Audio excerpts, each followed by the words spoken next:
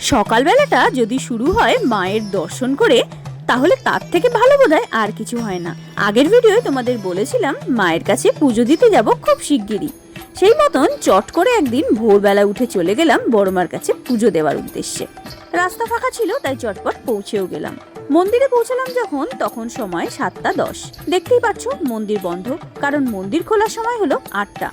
কিন্তু ইতিমধ্যেই বেশ লাইন পড়ে গেছে, তাই তাড়াতাড়ি দেরি না করেই চলে গেলাম লাইনে। আমি লাইনে দাঁড়ালাম, আর মাসি আর আমার ছেলে ওয়েট করলো ডালার দোকানে। বেশ কিছু মানুষের ভিড় দেখতে পেলাম, যদিও আমার মনে হয়েছিল এটা বেশ কম, কারণ মায়ের কাছে পুজো দেওয়ার লাইন কিন্তু আরও প্রচুর পড়ে।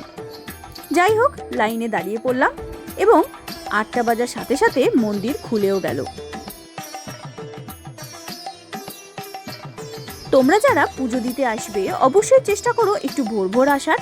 আর এখানে এসে তোমরা বাইরেই পেয়ে যাবে প্রচুর ডালা এবং পুজোর সামগ্রিক দোকান, তাই এখান থেকেই ডালা, ফুল এবং পুজোর সমস্ত কিছু তোমরা কিনে নিতে পারো।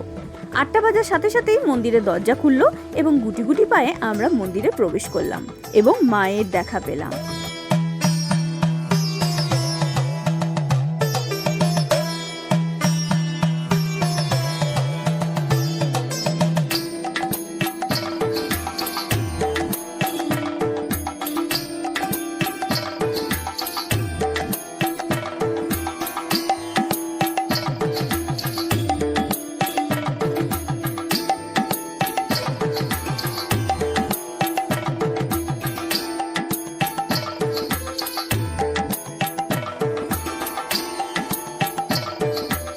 এরপর আমরা বাইরে বেরিয়ে এলাম এবং দেখতেই পাচ্ছ এখন কিন্তু বেশ ভিড় পড়েছে, প্রায় গঙ্গার ঘাট পর্যন্ত লাইন পড়ে গেছে।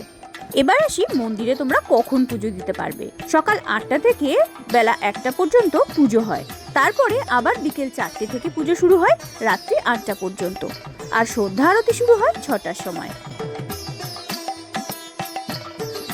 মায়ের টানে ছুটে এসে মায়ের পুজো দিতে পারার মতন সৌভাগ্য হলো আজ আমাদের।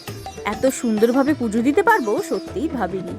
মন্দিরের বাইরেই রয়েছে বেশ কিছু দোকান, যেখানে তোমরা পেয়ে যাবে বড়মার ছবি এবং অন্যান্য পুজো সামগ্রী। সেখান থেকেই টুকটাক কিছু ছবি কিনে নিলাম। মায়ের কাছে পুজো দেওয়ার অনেক দিনের ইচ্ছা ছিল, আজ সেটা পূর্ণ হলো। জয় বড়মা। দেখা হবে পরের ভিডিও। সবাই ভালো থেকো, সুস্থ থেকো।